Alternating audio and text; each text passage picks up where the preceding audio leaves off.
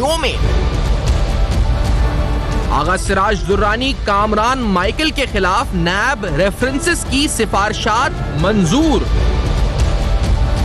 आमदन से जायद असासे शर्जील मेमन का पर्सनल असिस्टेंट गिरफ्तार, दस्तावेजात बरामद।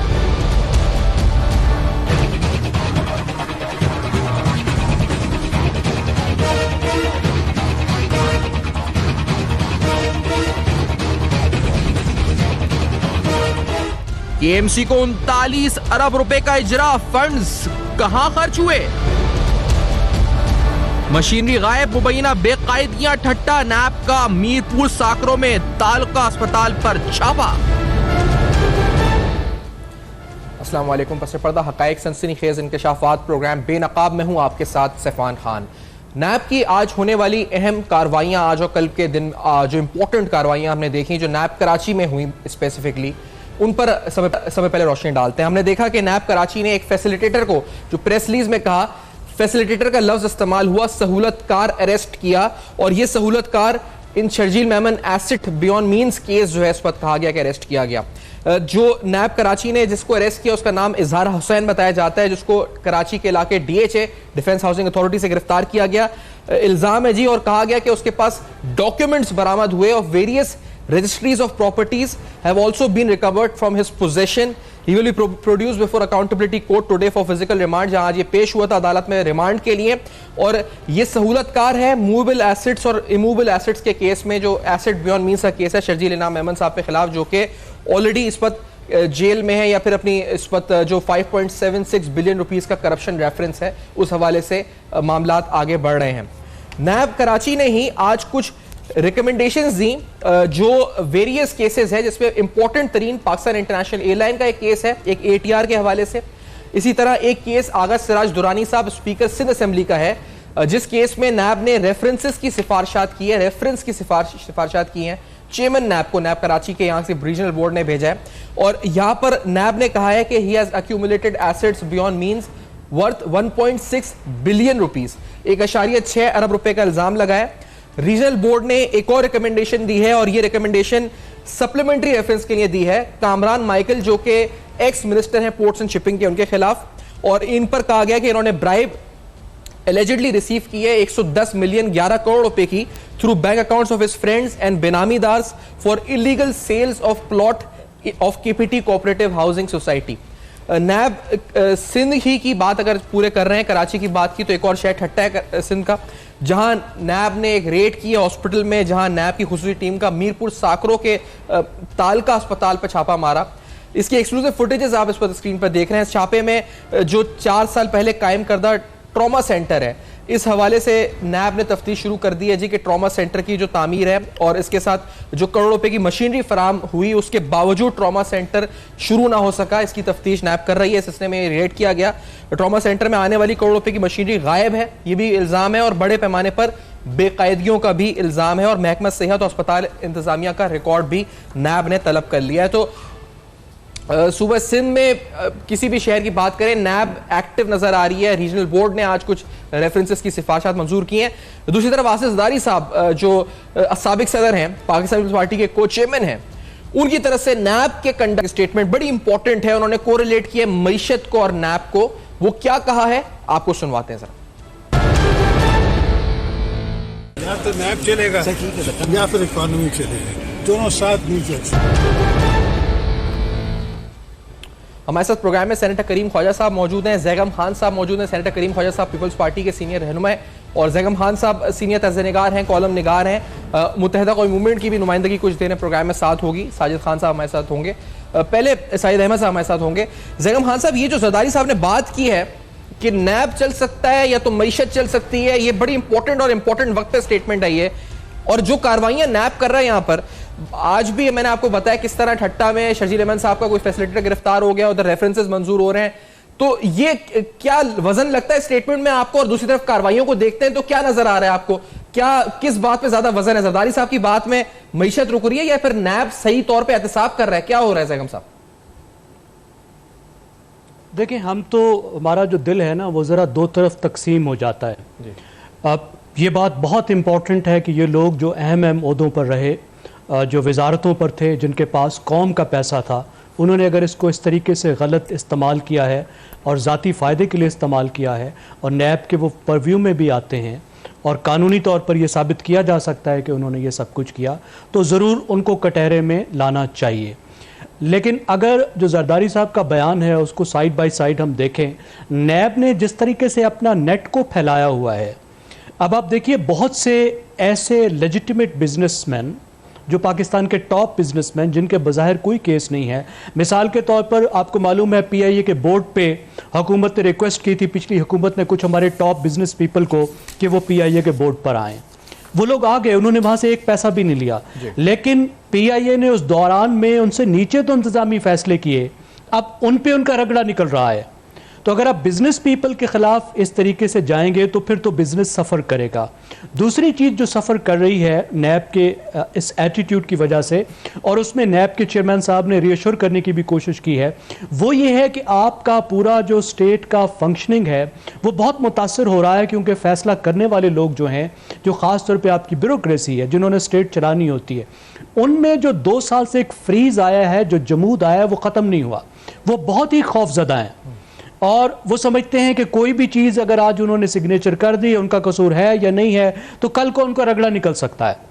एक लिहाज से ये 2 मुख्तलिफ चीज़ें हैं। इसमें ज़रूरी बात है कि नैब उस चीज़ पे फोकस करे जिसकी उसको जिम्मेदारी दी गई है, हर काम को करने की कोशिश ना करे, और हर काम को करने की कोशिश में, हर किसी के पीछे जाने की कोशिश में वो ऐसा एटमॉस्फेयर पैदा ना करे जिस तरह से पाकिस्तान की गवर्नेंस पर असर पड़े और पाकिस्तान की मईशत पर असर पड़े। मुझे जरदारी साहब से कोई हमदर्दी नहीं है, ना जिन लोगों के साथ ये सब कुछ हो रहा है उनसे है, लेकिन उनके बयान में बहरहाल एक वजन मौजूद है।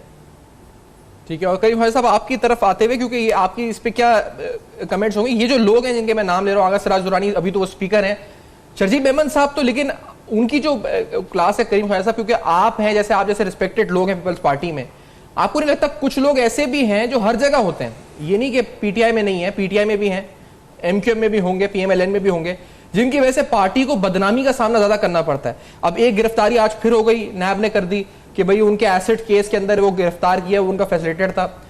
तो आपको नहीं लगता कि बाज लोग और बिलखुसूस शर्जील मेमन अब बदनामी का बायस बन चुके हैं पीपल्स पार्टी के? नहीं करीम ख्वाजा साहब, देखिए पाकिस्तान में या दीगर मुल्कों में एक सिस्टम है, अदालती सिस्टम। अब मिसाल के तौर पर आप क्या अख्तियार है कि आप डिस्कस करें इन चीज़ों पर ये तो अभी आज फर्स्ट हैंड स्टेटमेंट आई है नैब की, उसके बाद मैं जानता नहीं हूँ जो गिरफ्तार हुआ है, पहली बात ये है।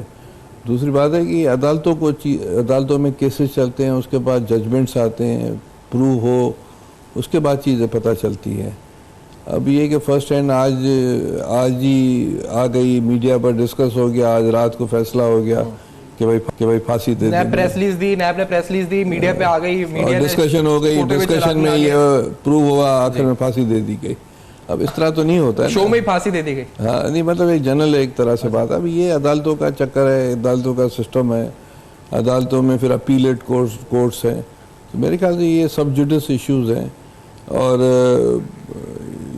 बाकी जो है, जो पार्टी जिनको टिकट देती है वो इलेक्शन जीत कर आते हैं तो अवाम उनको वोट देते हैं, तो at the end of the day जो फैसले हैं वो तो अवाम करती है कि किसको वो जिताती है, किसको हरवाती है। क्योंकि आप लोग इसको अक्सर जोड़े ना 18 अमेंडमेंट और दीगर मामला से, मैं इस पर आता हूँ भाई साहब, और इस ब्रेक के बाद नाज़रीन आते हैं, तो जो शहर कराची की सियासत का रुख क्या है इस पर भी गुफ्तगू होगी, और बिलखुसूस आज छिड़ने वाली जो लफ्जी जो जंग है अल्फाज की, बयानात की, उस जंग पर आएंगे जो KMC के फंड्स के स्टार्ट हुई है, मेयर के इख्तियारात, और कराची में बिलखुसूस जो KMC की परफॉर्मेंस है, मेयर की परफॉर्मेंस है, उस पर भी उठ रहे हैं सवालात, वो भी हम करते हैं बेनकाब। इस ब्रेक के बाद हमारे साथ रहेगा।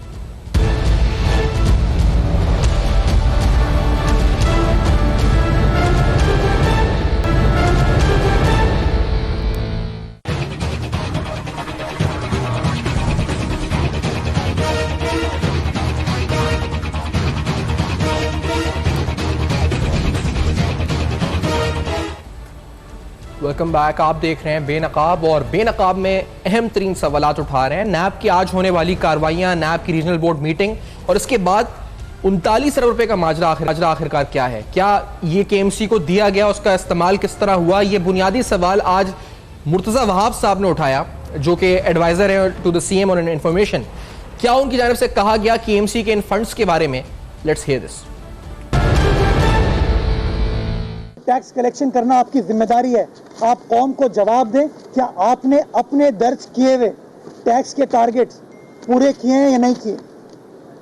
आप रिकॉर्ड उठा के देखें कि वो टैक्स टारगेट्स मुस्तफ़ा कमाल के ज़माने में क्या थे, अरशद वोरा के ज़माने में क्या थे और अब वसीम अख्तर के ज़माने में क्या है। वक्त आ गया है कि आप बहुत आपने इख्तियारात का रोना रो लिया। ये जो 39-40 अरब रुपए आपको मिले, इसका हिसाब दें कि आपने कराची की किस तरीके से खिदमत की। इस प्रेस कॉन्फ्रेंस के जवाब में कुछ ही देर कबल जनाब वसीम अख्तर साहब, मेयर कराची की तरफ से एक प्रेस कॉन्फ्रेंस वसीम अख्तर साहब की तरफ से आई सामने, और इस प्रेस कॉन्फ्रेंस में उन्होंने हिसाब किताब देने की कोशिश करी। उन्होंने बताया किस तरह सैलरीज और पेंशन, जो कहा गया एग्जैक्टली अल्फाज उनके क्या है वो आपको सुनवाते हैं कि किस तरह उन्होंने ब्रेकअप दिया इस 39-40 अरब रुपए का। Let's hear this. 17 अरब रुपए सैलरी के मद में रिलीज किए गए इन 3 सालों में। जो इन्होंने 39 अरब की बात की है, मैं उसका ब्रेकडाउन दे रहा हूं आपको। 17 अरब गए सैलरी में 3 सालों में। उसके बाद पेंशन, जो कि पेंशन में डिस्ट्रिक्ट काउंसिल्स की भी देता हूं, रूरल एरियाज की भी पेंशन देता हूं, वो 7 अरब 7.811.485 7 अरब 81 करोड़ ये गए पेंशन के। ठीक है, टोटल बन गए 26 अरब। टोटल बन गए 26 अरब। करीम ख्वाजा साहब, आपसे बात हो रही थी, साजिद अहमद साहब भी एमक्यूएम के सीनियर रहनुमा में ज्वाइन कर चुके हैं। उस वक्त तो खैर ब्रेक से पहले हम बात कर रहे थे, लेकिन ये जो अहम बात है ख्वाजा साहब, 39 बिलियन क्या हिसाब देना चाहिए एमक्यूएम के मेयर को, कहाँ उन्होंने खर्च किया? ये जायज मुतालबा है सिंध गवर्नमेंट का? Do you back this? देखें, चले अगर 10 लाख 12 लाख 2 करोड़ 10 करोड़ होता तो चलो ठीक है। इतने अरब रुपए हैं तो अगर पब्लिक मनी है, पूछने में कोई हर्ज नहीं है, और बिल्कुल पूछना चाहिए, और वाइस वर्सा कोई ऐसी बात नहीं है। ये मतलब इसमें कोई जज्बाती होने की बात ही नहीं है। पब्लिक मनी है, कहाँ खर्च हुए हैं कहाँ नहीं हुए हैं। आप शहर कराची में आप रहते हैं, आप केएमसी की जो एक्सपेंडिचर्स आपने अगर देखे हैं ख्वाजा साहब, तो आपको लगता है 39 बिलियन 3 साल के अंदर उसको हटा दें जो वसीम अख्तर साहब ने एक्सप्लेनेशन दी है, क्या ये डेवलपमेंट में खर्च हुए, सैलरीज में खर्च हुए, नजर आती है वो चीज़ आपको कराची में?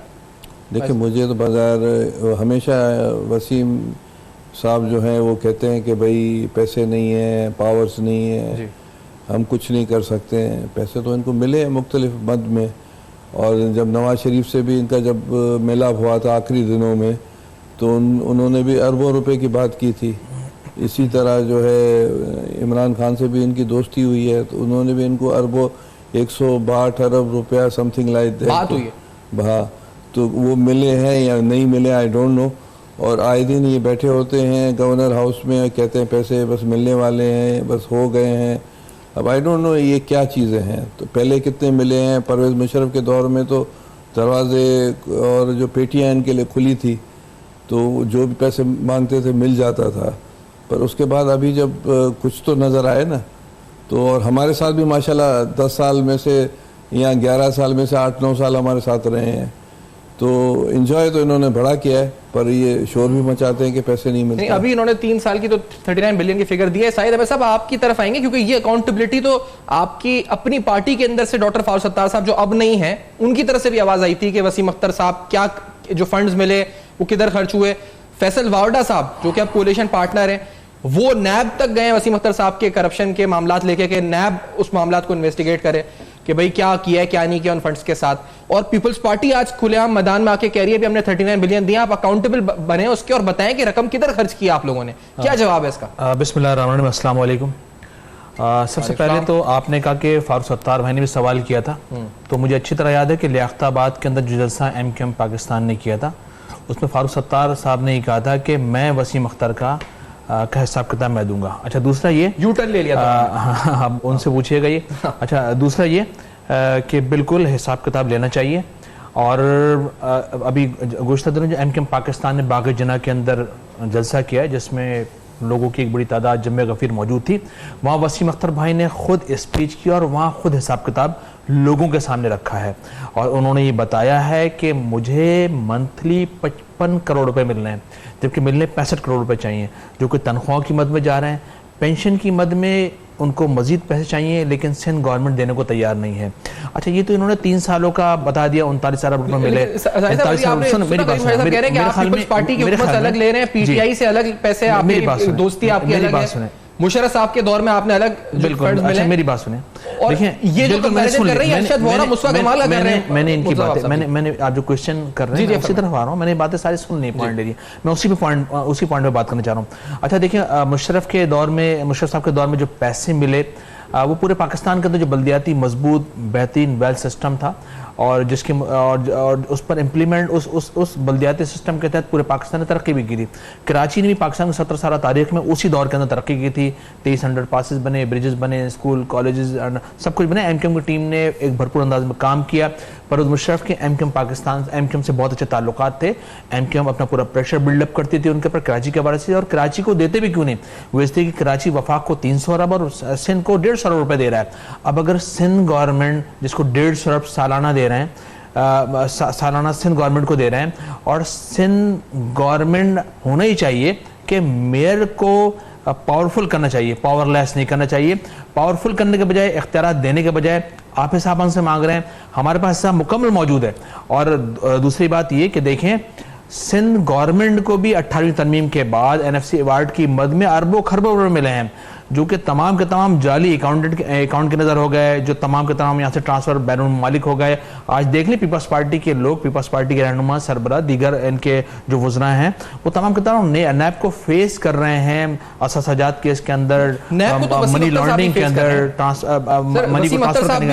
अभी बिल्कुल नैब ने बिल्कुल उनके ऊपर भी केस बिल्कुल चल रहा है, केस अगर चल रहा है तो केस चल रहा है, केस चल रहा है, लेकिन अभी प्रूव नहीं हुआ है कि यहाँ पर इन्होंने करप्शन किया। ये तो अभी बिल्कुल ये प्रूव हो चुका है, ये प्रूव हो चुका है, ये प्रूव हो चुका है कि यहाँ से पैसे ट्रांसफर हुए हैं। अच्छा, वो तो जीआईटी रिपोर्ट है, लेकिन प्रूफ तो जब होगा ना, जब अदालत इसको साबित सजा दे, इसके ऊपर कन्विक्शन हो जाएगा। बिल्कुल सही कह रहे हैं, ये प्रूव हो चुका है, क्योंकि सिंध पाकिस्तान का वो सूबा है जहाँ सबको मालूम है कि गुज़श्ता 11वां साल पाकिस्तान पीपल्स पार्टी का चल रहा है, अरबों खरबों करप्शन हुई है। अगर करप्शन नहीं होती तो कराची में डेवलपमेंट की मद में नजर आता, लड़काना, मीरपुर, सखर, बदीन, ठट्टा, यहाँ सब जगह नजर आना चाहिए था। कोई एक यूसी, कोई एक टाउन, कोई एक डिस्ट्रिक्ट मॉडल नजर आना चाहिए था। अभी गुज़श्ता दिनों पाकिस्तान पीपल्स पार्टी, देखें पाकिस्तान पीपल्स पार्टी की हुकूमत जब आई है उस पर अज़बियत और तासुब का उसने मुज़ाहरा किया। मिसाल के तौर पर गौस अली शाह भी सिंध के वज़ीर आला थे, इसके अलावा गौदबख्श महर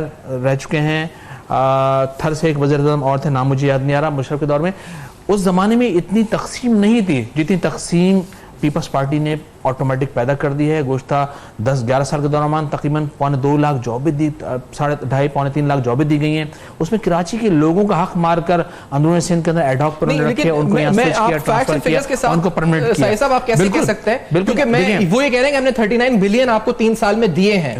मैं आपको बता रहा हूं, आपका ज्यादा रिक्वायरमेंट थी या आपकी ज्यादा आईनी जो था, आपको हक ज्यादा था? क्या आपको बता रहा हूं, जो आप कह रहे हैं कम मिले हैं, कितने कम मिले? मैं आपको बता रहा हूं कि मंथली 55 करोड़ रुपए दे रहे हैं, 65 करोड़ मिलने, और जो मिलने सिर्फ तनख्वाह की मद में, डेवलपमेंट को आप छोड़ दें यार, डेवलपमेंट को आप साइड पे रख दें, वो इससे साइड पे रखेंगे, डेवलपमेंट तो हो नहीं।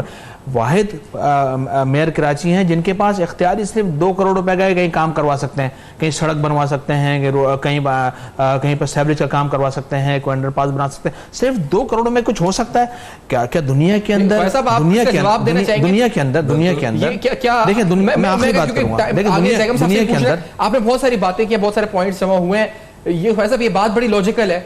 अगर 65 करोड़ रुपए उनके सिर्फ एक्सपेंडिचर सैलरी के हैं और आप उनको 55 करोड़ रुपए महाना दे रहे हैं, तो आपको वफाक से कम मिल रहा है, चलने समझ में आ रहा है, तो फिर आप उनसे ये कैसे कह सकते हैं कि 39 अरब का अकाउंटेबल ठहराओ, पैसे बताओ कहां खर्च हुए, कैसे खर्च हुए? उल्टा आप कम दे रहे हैं उनको जब पैसे। तो वाहिद एमक्यूएम है जो 86 में बनी है और 86-85 में बनी है, और वो हर दौर में किसी न किसी डायरेक्ट, इनडायरेक्ट, बल्दियात, नेशनल, फेडरल गवर्नमेंट, सिंध हुकूमत में हिस्सेदार रही है और इन्जॉय किया है। इन्होंने इन्जॉय किया है और आवाम को सवाए जो है वो अफरा तफरी कि कुछ नहीं दिया है। तो अब मसला ये है कि इन पर जो मिल रहा है अकॉर्डिंग टू द रूल्स मिल रहा है, अगर इनको डिमांड इनकी बहुत ज़्यादा है, फिर ये जो है चले जाते हैं इनके जो मेयर अपना सिंगापुर और थाईलैंड और इधर जाकर एंजॉय करते हैं और वो फेसबुक पर फ़ोटो भी आते हैं। तो जो इनको मिला है वो तो कुछ करें जाकर, वो कुछ नहीं कर रहे हैं सिवाय स्टेटमेंट देने के। और मेरे ख्याल से मैंने आपकी बातें सुनी, अब आप सुने ना प्लीज़, आपकी हर बात मैंने सुनी। करीम ख्वाजा साहब मेरे भाई हैं, मैं से मुर्तज़ा वहाब को एक बात कहूंगा। नहीं, मेरी बात सुनिए।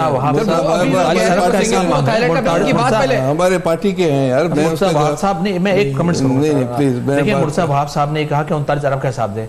मुर्तज़ा वहाब साहब को सोचना चाहिए कि जो शहर सिंध गवर्नमेंट को सालाना 150 करोड़ रुपए दे रहा है, आपने 3 साल के अंदर उनको 39 करोड़ रुपए दिए। पॉइंट आपका बोला समझ जाना चाहिए। नहीं, मेरी बात आप कंप्लीट करें। देखिए कराची जो है सिंध का अटूट अंग है और ये कहना बार बार के ये शहर दे रहा है, बाबा ये सिंध दे रहा है, ये तो नहीं दे रहा है, ये तो पार्ट ऑफ सिंध है, तो ये दलील में कोई वजन नहीं है। ठीक है। दूसरी बात है कि मेरे ख्याल से बम्बई में जो लोग रहते हैं, बम्बई में, वो तो ये नहीं कहते कि महाराष्ट्र को हम दे रहे हैं, या कलकत्ता में जो लोग रहते हैं वो तो ये नहीं कहते बंगाल। मेरी बात सुने, जब मैं आपकी बात सुन रहा हूँ तो आप थोड़ा हिम्मत करें। कलकत्ता के लोग ये तो नहीं कहते हैं कि हम बंगाल को दे रहे हैं, तो ये थोड़ी मेच्योरिटी आए हैं अपने आपस में। प्रोविंशियल कैपिटल है कराची। और दूसरी बात है कि इसी वजह से ये सुकड़ गए हैं और सुकड़ेंगे और भी ज्यादा। 5 ग्रुप्स इनमें हो गए, 5 और हो जाएंगे कुछ अरसे के बाद, 10 ग्रुप्स हो जाएंगे। आप एक बात अच्छा, मैं ज़ैगम खान साहब आपसे, ज़ैगम खान साहब आपकी नजर में मुझे इजाजत दीजिएगा। जी ज़ैगम साहब, आप ही से पूछना चाह रहा हूँ, ये जो फंड्स के मामलात है, सवाल जेन्युइन भी हैं। अकाउंटेबिलिटी तो हर एक की होनी चाहिए, सिंध गवर्नमेंट की भी होनी चाहिए, केएमसी यानी आपकी जो लोकल गवर्नमेंट है उसकी भी होनी चाहिए, फेडरल गवर्नमेंट की भी होनी चाहिए। लेकिन ये जिस वक्त सवाल उठ रहे हैं, जो सियासी टेम्परेचर है शहर में बढ़ गया, 2 जलसे हो चुके हैं, तीसरा पीपल्स पार्टी कल करने लगी है, क्या आपको लग रहा है ये सूबे की बहस और ये दीगर मामला किस तरफ जा रहे हैं? क्या 80-90 की दहाई में वापस जा रहे हैं या हम आगे बढ़ रहे हैं? क्या हो रहा है? मुझे सिर्फ इजाज़त दीजिए कि जो बहस बहुत दिलचस्प हो रही थी इसमें मैं थोड़ा सा कंट्रीब्यूट करूं। देखिए, आप कराची में बैठे हैं, मैं इस्लामाबाद में बैठा हूं। मेरे शहर की आबादी है 10 लाख और जो CDA, जो KMC जैसा यहाँ इदारा है, कैपिटल डेवलपमेंट अथॉरिटी, उसका इस साल का बजट है 40.5 अरब रुपए। देखिए, और कराची में आप बात कर रहे हैं 3 साल का बजट 39 अरब रुपए, यानी 1 साल का 20 अरब रुपए कम। उस शहर का, जिस शहर की आबादी 1.5 करोड़ है, यानी मेरे से 15 गुना ज्यादा है।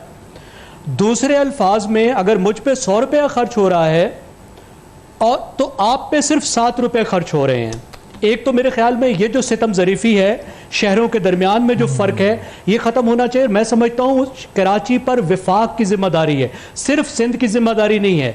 और विफाक की जिम्मेदारी इस वजह से है कि विफाक हर साल 10 लाख लोगों का बोझ कराची पर डालता है। दूसरे जो यूनिट्स हैं, पंजाब से, सरहद से, पख्तूनख्वा से, बलूचिस्तान से 10 लाख लोग हर साल कराची आते हैं। विफाक की जिम्मेदारी है कि बरह रास्त बजट ज़्यादा दे, ये डिस्पैरिटी कम होनी चाहिए। कम अज़ कम इस्लामाबाद से तो ज़्यादा मिलना चाहिए, जिसकी सिर्फ 10 लाख पॉपुलेशन है। अब दूसरी बात, आप ब्रेकअप देखिए, वो भी बड़ा दिलचस्प है। 39 अरब रुपए मिले, 21 अरब रुपए चले गए सैलरीज में और पेंशन्स में जी। उसके बाद 18 अरब रुपए बचे, जिसमें तमाम बाकी सैलरी से हटकर जो आपके जारी अखराजात हैं वो भी शामिल है, डेवलपमेंट भी शामिल है। उस 6 अरब रुपए में जाहिर है जो आपके रेगुलर एक्सपेंसेस हैं, वो सिर्फ सैलरी तो नहीं होती ना, सिर्फ पेंशन नहीं होती, आपके पास गाड़ियां हैं तो उसको भी मेंटेन करना है, बेशुमार आपने बिल भी देने हैं, आपने ट्यूबवेल भी चलाने। रनिंग एक्सपेंडिचर निकाल कर आप उस 6 अरब रुपए में से, मुझे नहीं मालूम फिर डेवलपमेंट के लिए जो 2 अरब रुपए सॉरी, उसमें से फिर बाकी क्या बचता है साल में कराची में खर्च करने को। एक बात। अगली बात ये है, देखिए ये मसला सिर्फ ये नहीं है कि किसी ने कुछ चुरा लिया नहीं चुरा लिए, हमारे जो बड़ी इंपॉर्टेंट बातें कर रहे हैं फैक्चुअली में एक ब्रेक का कहा जा रहा है, तो अगर इजाजत दें तो इस ब्रेक के बाद आते हैं। उस अहम नुक्ता है और बहुत अहम पॉइंट्स हैं। ये जो डेवलपमेंट मॉडल है KMC का और सिंध गवर्नमेंट का, ये जो जंग चल रही है आपस में, अल्फाज की जंग है, ये क्या सियासत हो रही है, फ्रूटफुल भी होगी, इसका कोई आउटकम भी निकलेगा नहीं निकलेगा, कुछ और अहम मुहर्रिकात होंगे बेनकाब इस ब्रेक के बाद। हमारे साथ रहिए।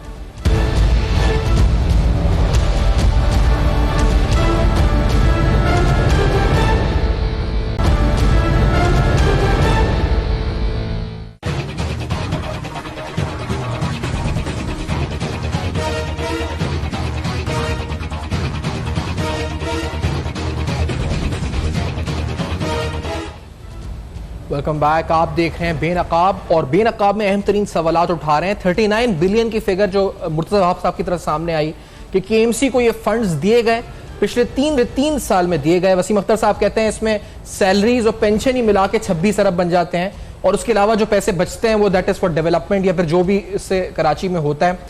लेकिन जो बुनियादी फिगर ज़ैगम खान साहब, अगर आपकी बात, क्योंकि ब्रेक पे हम चले गए थे, इसमें मैं फिर साहिद साहब का और ख्वाजा साहब का भी पॉइंट ऑफ व्यू लेता हूँ, कंप्लीट कर लें कि इसमें सिर्फ केएमसी जो कराची में पैसा लगा रहा है, ये केएमसी नहीं, यहाँ पे सिंध गवर्नमेंट का जो लोकल जो डेवलपमेंट डिपार्टमेंट है, लोकल गवर्नमेंट डिपार्टमेंट है, वो भी डेवलपमेंट में पैसा खर्च करता है। यहाँ क्लिफ्टन अंडरपास की मिसाल है, शहीद मिल्लत पर जो इस वक्त कंस्ट्रक्शन हो रही है वो भी कर रहे हैं। तो यहाँ मसला ये भी है कि ओवरलैपिंग अथॉरिटीज हैं, यहाँ पे मुख्तलिफ हैं, फिर यहाँ पर कैंटोनमेंट भी अपना अलग है, केएमसी अलग है, सिंध गवर्नमेंट अलग है, पैरेलल 3-4 बॉडीज काम कर रही हैं जो उस पर पैसा लगा रही हैं इस वक्त। ज़ैगम खान साहब, उसकी एक बड़ी एक मेजर रीजन है जी। रीजन ये है कि इस कराची को उसी तरीके से चलाया जा रहा है कि जिस तरीके से दादू या लाड़काना को चलाया जा रहा है। मैं बिल्कुल कराची के अलग होने का हामी नहीं हूँ, मैं वो बात नहीं कर रहा, लेकिन पाकिस्तान को और सिंध को ये समझना होगा कि जो मेगा सिटीज़ हैं वो इस तरीके से रन नहीं किए जा सकते जिस तरीके से कोई भी दूसरा डिस्ट्रिक्ट रन किया जाता है। दुनिया भर में जो मेगा सिटीज़ हैं उनकी अपनी पुलिस भी होती है, अपने इदारे भी होते हैं, अपनी उनके पास एक तरह की ऑटोनॉमी भी होती है, वो खुद को खुद गवर्न भी करते हैं, रन भी करते हैं। दूसरे अल्फाज में वहाँ लोकल गवर्नमेंट का और गवर्नेंस का एक ऐसा इंडिपेंडेंट स्ट्रक्चर होता है जो इसको इफेक्टिवली रन करता है, क्योंकि मेगा सिटीज किसी दूसरे तरीके से रन नहीं किए जाते। आप दुनिया के किसी भी बड़े मेगा सिटी को, किसी भी मेगा सिटी को उठाकर देख लीजिए। एक तो ये बात है। दूसरा मसला ये है कि आपने लोकल गवर्नमेंट्स को कभी बनने ही नहीं दिया। 70 साल से तख्ता मश्क बने हुए हैं, कभी एक निज़ाम आता है, कभी दूसरा निज़ाम आता है। आपको देखिए कराची में कभी कुछ डिस्ट्रिक्ट बन जाते हैं, कभी कुछ बन जाते हैं, कभी किसी तरह का अख्तियार होता है, कभी नहीं होता। तो उसके नतीजे में इनएफिशिएंट भी हैं आपकी लोकल गवर्नमेंट्स, और आपकी लोकल गवर्नमेंट्स जो है वो इंतहाई करप्ट भी हैं, इसमें कोई शक नहीं है। अगर केएमसी के बारे में मुझे कोई बताए कि वहाँ बहुत करप्शन है, वहाँ अकरबा परवरी है, वहाँ रिश्तेदारों को, सिफारिशियों को भर्ती किया गया है, वहाँ ठेकेदार माल कमाते हैं, मुझे कोई हैरत नहीं होगी। ये सब पाकिस्तान में होता है, पंजाब में भी यही कुछ हो रहा है, लेकिन जाहिर है कराची में बाकी जगहों से ज्यादा हो रहा होगा क्योंकि कराची की शिकायतें ज्यादा आती हैं। अब मसला ये है कि इसका हल क्या है, ये बहुत इंपॉर्टेंट बात है। पहली बात यह है कि आप कैपेसिटी डेवलप करें इन इदारों की, सबसे पहले प्लानिंग की, कि वो चीज बनाएं जिसको बनाने की जरूरत है। पहले सोचें। आपने पहले जो सिंध के दूसरे जिलों के कुछ स्कैंडल्स बनाए, आज भी दिखाए, पहले भी दिखाए हैं, कि आपने वो चीजें खरीद ली जिनकी 5 साल तक जरूरत नहीं पड़ी, अस्पतालों में वो चीजें भर दी और वो चीजें पड़े पड़े गल गई। ये आपने दिखाया था पहले, जबकि उन्हीं अस्पतालों में लोगों को पेनाडोल और एंटीसेप्टिक अवेलेबल नहीं है। तो ये प्लानिंग की कैपेसिटी। दूसरा जो पाकिस्तान का इस वक्त बहुत बड़ा मसला है, और नैब में जितने मसले आ रहे हैं उस एक मसले के पीछे आ रहे हैं, वो है आपका प्रोक्योरमेंट का निज़ाम, कि किस तरीके से कोई इदारा किसी चीज को खरीदेगा। बोथ गुड्स एंड सर्विसेज, चीजें वो कैसे खरीदेगा और सर्विसेज कैसे खरीदेगा, लोगों को कैसे हायर करेगा। आपका जो प्रोक्योरमेंट का निज़ाम है ये 50 साल पुराना है, इसमें लूप होल्स हैं। दुनिया के जो इदारे हैं, जो वर्ल्ड बैंक है, जो एशियन डेवलपमेंट बैंक है, मुसलसल दहाइयों से आपको कह रहा है कि आप इसको ठीक करें। आप प्रोक्योरमेंट के निज़ाम को ठीक करने को तैयार नहीं है, क्योंकि प्रोक्योरमेंट को ठीक करेंगे तो आपका माल बंद होगा। और उसके बाद तीसरी चीज ये है कि आपने इन इदारों में अकाउंटेबिलिटी यानी मॉनिटरिंग एंड इवैल्यूएशन का क्या सिस्टम बनाया है, सही, कितनी वहां ट्रांसपेरेंसी है। जब प्रोक्योरमेंट होती है तो क्या सबको नजर आती है, जब काम होता है तो क्या शहरियों को पता होता है कि ये हमारी सड़क है, ये मंजूर हुई है, इसके इतने पैसे रखे गए हैं, फलां ठेकेदार है, फलां टाइम से फलां टाइम तक ये चीज बनेगी। इस तरह की ट्रांसपेरेंसी क्या कराची में या मौजूद है, क्या दूसरे शहरों में है? तो अगर ये होता, इस तरह की ट्रांसपेरेंसी होती, एक ओपन मॉनिटरिंग एंड इवैल्यूएशन होती, तो आज हम सवाल ही ना उठा रहे होते। ठीक है, सही बात है। सिर्फ एक करप्शन का मसला नहीं है, फायर फाइटिंग का मसला नहीं है। ये बड़ा इंपॉर्टेंट पॉइंट्स है। साहिद अहमद साहब, आप कुछ कहना चाह रहे हैं, लेकिन आप 39 बिलियन की फिगर पे कुछ कहना चाह रहे हैं। देखें, आपको उस पर एतराज है? देखें, मुर्तज़ा वहाब ने 39 अरब रुपए की बात की कि 3 साल में दिए, बड़ा एहसान कराची पे किया है। इस 3 साल के दौरान कराची ने सिंध गवर्नमेंट को 450 अरब रुपए दिए, वफाक को 3 साल में कराची ने 900 अरब रुपए दिए। अभी आपने सुना, अगर आप इसको ऐड करें तो 1300, अगर आप इसको ऐड करें, मेरी बात समझ नहीं रही, अगर आप इसको ऐड करो तो 1350 अरब रुपए कराची दे चुका है। अभी ख्वाजा करीम साहब ने कहा कि पूरा सिंध देता है। आप थोड़ी देर के लिए कराची को अर्बन को रूरल से अलग करें तो रूरल 0 पे खड़ा होगा, 0.5% मेरे ख्याल में वहां से टैक्स जाता होगा। इसके अलावा इससे ज्यादा कुछ नहीं है। हम क्यों अलग करें? मैं समझ नहीं पा रहा। नहीं ये काम देखिए, हम क्यों अज्यूम करें कि अभी अलग कर दें? इसके अलावा इन्होंने कहा कि सिंध अटूट अलग है और ये अलग नहीं हो सकता। अटूट अंग इन्होंने कुछ भी, यहाँ देखिए वो मिसाल के तौर पर अटूट अंग है अगर, तो मिसाल के तौर पर आप इंसाफ करें ना। जब आप इंसाफ करेंगे लोगों के साथ, कौमों के साथ, शहरों के साथ, तो कभी सूबों की आवाज नहीं उठेगी। क्या दुनिया के अंदर सूबे नहीं बनते? तो पूरे पाकिस्तान की जरूरत है। यही पीपल्स पार्टी पंजाब में सूबे का नारा लगाती है, लेकिन जैसे सिंध की, कराची की बात आती है तो कहते हैं ये हमारी धरती माँ है। तो फिर धरती माँ को तो आपने लूट खाया है इस 11 साल के दौरान। आप मुझे बताएं, इस 11 साल के दौरान कराची, सिंध के अंदर हेल्थ का सेक्टर उठा लें, एजुकेशन का सेक्टर उठा रहे हैं, 10 बसें इस 10 साल के दौरान कराची को दी हैं और वो भी अब बंद हो गई हैं। इतना बड़ा एहसान पाकिस्तान पीपल्स पार्टी ने किया है। ये हमसे हिसाब मांग रहे हैं। पीपल्स पार्टी ये कहना है कि कराची में हमने 1000 अरब रुपए तकरीबन लगाए। हमें पीपल्स पार्टी बताए, हिसाब दे, बल्कि नैब भी इनसे पूछे कि वो 1000-2000 रुपए लगाए इन्होंने कहां पर है, किस इदारे के अंदर, कहां पर अंडर पासेस, कहां ब्रिजेस, कहां सड़कें बनाई, कहां किया है, कहां ऐसा काम किया है। अब आप अगर परवेज मुशर्रफ के जमाने की बात करें तो 4 साल दौर में 350-400 अरब रुपए अभी कराची आपने चेंज आपको नजर आया। मिसालें अभी आज भी हमने देखा है, ठट्टा में एक रेड हुआ नैब के एक अस्पताल में। हमने फुटेज आपको शुरू में दिखाए थे, वो दिखाते हैं दोबारा, क्योंकि जहां अस्पताल में कहा गया कि करोड़ों रुपए की मशीनरी खरीदी तो गई लेकिन मौजूद नहीं है। नैब ने तफ्तीश भी करी इस हवाले से और इसी वजह से ये छापा पड़ा था। इसके फुटेजेस आप देख रहे हैं इस वक्त स्क्रीन के ऊपर, जो ठट्टा में मीरपुर साकड़ों में इस वक्त ये ताल का अस्पताल है जहां पे ये हुआ है। लेकिन ये एग्जाम्पल है, ऐसे अच्छे एग्जाम्पल भी हैं, NICVT भी है यहाँ पर, और भी बहुत अच्छी चीजें भी की हैं, ऐसी खराब चीजें भी हैं।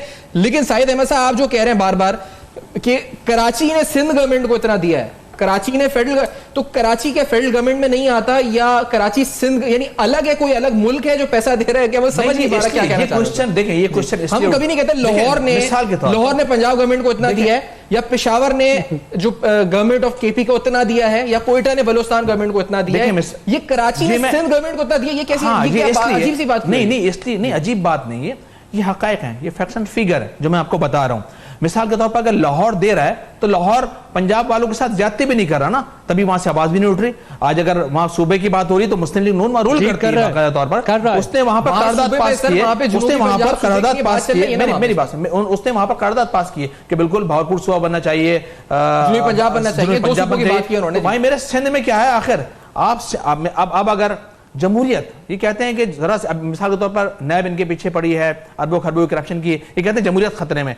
जमहूरियत के मीनिंग क्या ये है? जमहूर का मतलब, जमहूरियत का मतलब जमहूर लोगों की खिदमत करना। जमहूर का मतलब हरगिज ये नहीं है कि लूट मार, लूट खसूट, अय्याशी करो, लोगों के पैसे पर अरबों खरबों रुपए यहां से ट्रांसफर करो, मनी लॉन्ड्रिंग करो, खाओ पियो ऐश करो, ये गलत है। अब मिसाल के तौर पर, लेकिन आप अपनी मिसाल आप बताएं कि जितने रहनुमा आपके बाबर गौरी साहब कहां से कहां पहुंच गए, कौन कौन लोग आए आपके जो इसी दौरान जिन्होंने बिलियंस ऑफ एसेट्स बनाए। बिल्कुल, अच्छा मिसाल, आप ही की पार्टी में मिसाल के माशाल्लाह कोई बाइक पे था तो वीवो पे आ गया, वीवो में था तो वी8 पे आ गया। आप मुझे एक बात बताएं, नहीं बिल्कुल, अच्छा आप मुझे आपके खुद रहनुमा, अच्छा हाँ बिल्कुल, आपने गाड़ी ली 1.5 करोड़ रुपए की, अच्छा मिसाल, वो कौन सा पैसा आप लोगों ने कराची का पैसा आप मुझे बताएं, और से सूबे से किसी और मुल्क का नहीं लूटा पैसा? आप मुझे बताएं कि अभी आपने थोड़ी देर पहले कहा कि वसीम अख्तर के खिलाफ नैब की इंक्वायरी खुल गई है, तो MQM की तरफ से कोई अगेंस्ट स्टेटमेंट आया अभी तक कि नैब गलत कर रहा है, ज्यादती कर रहा है, जमहूरियत खतरे में है? हमने तो ऐसा कोई स्टेटमेंट दी ना।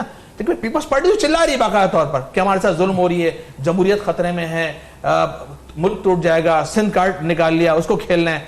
देखें, जिस माशरे के अंदर कौमों के साथ, लोगों के साथ इंसाफ करेंगे, पंजाब के अंदर बड़ी तादाद में मुहाजिर रहते हैं वहां, लेकिन वहां के महाजरों ने कभी नाइंसाफी के खिलाफ आवाज, नाइंसाफी के वर्ड से आवाज नहीं उठाई। वो इसलिए कि वहां उनको डिलीवर किया जा रहा है। साहब से मैं पूछ लूं, भाई साहब आपके नजदीक सर के ये जो पॉइंट्स इन्होंने रेस किए हैं उसमें जो आपका क्या कहना है? क्योंकि ये इनजस्टिस की बात कर रहे हैं, कह रहे हैं नाइंसाफी हो रही है हमारे साथ, इसलिए ये सारा शोर उठ रहा है। और 39 बिलियन की फिगर पे ये उसके कॉरेस्पॉन्डिंग कहते हैं कि हमने इतने अरब रुपए जमा किए हैं, टैक्स कलेक्शन की है। अब मुर्जा वहाब तो उल्टा कह रहे हैं कि टैक्स कलेक्शन वीक हुई है इनके दौर में मुसीब अख्तर के, बनिस्बत मुस्तफा कमाल और अरशद वोहरा के एहसान जता रहे हैं, वो कह रहे हैं कि अभी बात सुने, पैसा मैंने सबकी बात सुनी है। जी, जी। अब खामोश रहकर मेरी बात सुने। फरमाएं। बहुत कुछ इन्होंने कहा है और जज्बाती मत हुआ हमसे। सबसे पहले तो उर्दू की एक बहुत बड़ी बरसगीर की अदीबा है कुरतुन हैदर, उसका एक नावल है आग का दरिया, बड़ा खूबसूरत नावल है, वो जाकर पढ़ें, उसमें पता चलेगा कि इन्होंने किस तरह लूटमार की है। ठीक है, नंबर 1 बात। नंबर प्लीज़, मैंने आपकी बातें सुनी है। नहीं, आप प्लीज़ खामोश रहें और मेरी बात सुने। मैंने आपकी बात सुनी है, बहुत गलत बातें सुनी है आपकी। दूसरी बात है कि सिंध जो है एक इंडिपेंडेंट मुल्क था जिसने पाकिस्तान को वोट दिया और फिर उसने दरवाजे सब पर खोले। अब यहाँ मैं नफरतों की वाली बातें नहीं करूँगा। नहीं, मेरी बात सुने। नहीं, मेरी बात सुने। मेरी बात सुने। आप बीच में मत बोले। आपने बहुत कुछ बोला है जी करीम भाई साहब। उसके बाद सूबे इस तरह नहीं बनते। सूबे कॉन्स्टिट्यूशन में एक वे है, provincial assembly, national assembly, senate. जी अव्वल किसी भी सूरत में स्टेट ऑफ पाकिस्तान में सिंध जो है 2 सूबे नहीं बनेगा, क्योंकि वो कॉन्स्टिट्यूशन में कोई ऐसी गुंजाइश नहीं है। दूसरी बात है कि शहर कराची भी हमारा है और सिंध का एक हिस्सा है। सारी दुनिया में जो बड़े शहर होते हैं वही पैसे कमाते हैं और वो सारे जगह देते हैं। इन्होंने जो है जब से ये तंजीम बनी है, इन्होंने नफ़रत फैलाई है, खून खराबा किया है, दहशत गर्दी की है और इन्होंने चाह के इसको अलग मुल्क भी बनाए, अलग सूबा भी बनाए और ये नाकाम गए हैं। और अभी भी इनकी ये सोच सब कॉन्शियस और कॉन्शियसली वही है। कहते हैं कि अल्ताफ़ हुसैन हमारा लीडर नहीं है, कॉन्शियस सब कॉन्शियस में ये उनको फॉलो कर रहे हैं। तो किसी भी सूरत में इनको क्या पैसे देंगे? ये दहशत गर्दी फैलाएंगे, माशरे में अफरा तफरी फैलाएंगे, दंगा फसाद फैलाएंगे। ऐसी ऑर्गेनाइजेशन को 1 टका भी नहीं मिलना चाहिए। और इनको देने का मतलब ये है कि मुल्क में अफरा तफरी, दंगा फसाद, और इन्होंने इस तरह तकसीम दर तकसीम किया माशरे को। वो तंजीम है। एक मिनट प्लीज, आपने बहुत टाइम दिया उसको। बात करें। ये वो तंजीम है जिसको एस्टेब्लिशमेंट ने बनाया और तकसीम करने के लिए बनाया और उनके इशारों पर ये नाचती रही थी और नाचती है अभी भी। ये तंजीम जो है बीटी में एस्टेब्लिशमेंट की, जो यहाँ अफरा तफरी फैलाने के लिए। एक मिनट आपने बहुत बोला, आपने बहुत बोला। मुझे बिल्कुल आप एक दहशतगर्द तंजीम कल भी थी और अभी भी है, और अभी भी आप चाहते हैं कि यहाँ दंगे फसादात हो, खून खराबा हो। ऐसी तंजीम को 1 टका भी नहीं मिलना चाहिए। और ये नहीं कराची को मिलेगा। कराची हमारा ऐसा है, कराची हमारा ऐसा है। लेकिन ये आप कोलिशन पार्टनर हैं और आप लोगों ने ये जमात कोलिशन पार्टनर भी तो रही है आपकी। मैं इसलिए पूछ रहा हूँ, ये जमात आपकी कोलिशन पार्टनर भी रही है। उस वक्त क्या था? उसका भी जवाब देते हैं। देखिए, इलेक्शंस में जब इंसान इलेक्शन जीत कर आता है तो वफाक में हुकूमत बनाने के लिए हमें वोट नहीं दहशतगर्दों को नहीं, वोटों की जरूरत पड़ती है। मगर जब वोट के आड़ में ये दहशतगर्दी, खून खराबा करते रहे हैं हर जगह हर वक्त, और अभी इमरान खान को भी ब्लैकमेल कर रहे हैं। लेकिन ये जो आप कह रहे हैं कि इस जमात को 1 टका नहीं मिलना चाहिए पैसा, बेसिकली के अंदर क्या किया गया? लेकिन सर इस जमात के लोग गले काटे, ये जो आप कह रहे हैं इस जमात को 1 टका नहीं मिलना चाहिए, ये तो आप जो 1 टका दे रहे हैं जिसने मुल्क को तबाह करने के लिए केएमसी को दे रहे हैं ना, जमात को तो नहीं दे रहे। भाई साहब, ये पैसा आप केएमसी को देंगे, किसी जमात को तो नहीं देंगे। कराची के लोगों को देंगे, कराची के लोगों को नहीं देंगे। 11 साल हो गए आपको ख्वाजा करीम साहब, ये 11 साल हो गए। कब देंगे आप? और ये अभी भी दंगा कब देंगे? अब तो आप सुगड़ने जा रहे हैं, अब तो आपके खिलाफ केसेस चल रहे हैं। नहीं तो आप अगर मेयर कराची जो इलेक्टेड ऑफिस है साहब, अगर वो किसी पार्टी का, लेट्स से पीएसपी है या एमक्यूएम है, तो आप कह रहे हैं अगर एमक्यूएम का मेयर कराची होगा तो आप पैसे नहीं देंगे? नहीं, हम देंगे। कराची के लोगों को जमात हो गया ना। बिल्कुल, हम उसको जमहूरियत की बात, ये दहशतगर्दी की बातें करते हैं। ये टेररिस्ट पार्टी है और बिल्कुल है, अभी भी दंगा फसाद चाहते हैं। कराची के लोगों ने हमें वोट दिया। अगर आप जमहूरियत की बात करते तो कराची के लोगों ने आपको वोट दिया। देखिए 1940 के अंदर पाकिस्तान आई थी और 7 साल में पाकिस्तान बना के दिखाया था। और आज हमने करारदाद बाग़ जिना के अंदर पेश किए। 2000 लोगों के सामने नए सूबे की 2000 लोग को चलाएंगे और सूबे पूरे पाकिस्तान में बनने चाहिए। साहिब अनफॉर्चुनेटली मैं बताऊं आपको, आपकी जमात ने सूबे बनाए, ना यहाँ पे कोई राइट्स दिलवाई है। आप जो महाजरों की बात कर रहे हैं, आप लोगों ने सिर्फ जो कुछ आपके रहनुमा हैं